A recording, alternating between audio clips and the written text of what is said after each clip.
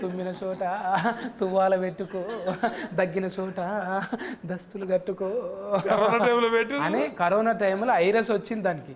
నిజంగా వీడియోకే వైరస్ వచ్చింది. వీళ్ళు మామూలు కామెడీ కదా, ఈ కామెడీ మామూలు అద్భుతమైన యాక్టర్స్. చాలా బాగుంటది అప్పట్లో. అన్ని గెటఫ్లలో చేస్తుంటే సార్ నేను. అంటే ఏదైనా 70 ఇట్లా మీతోని పెద్ద స్క్రీన్లలో చేసుడు మంచిగా అనిపించింది. నేను చిరంజీవి సార్తో కూడా చేశారుగా.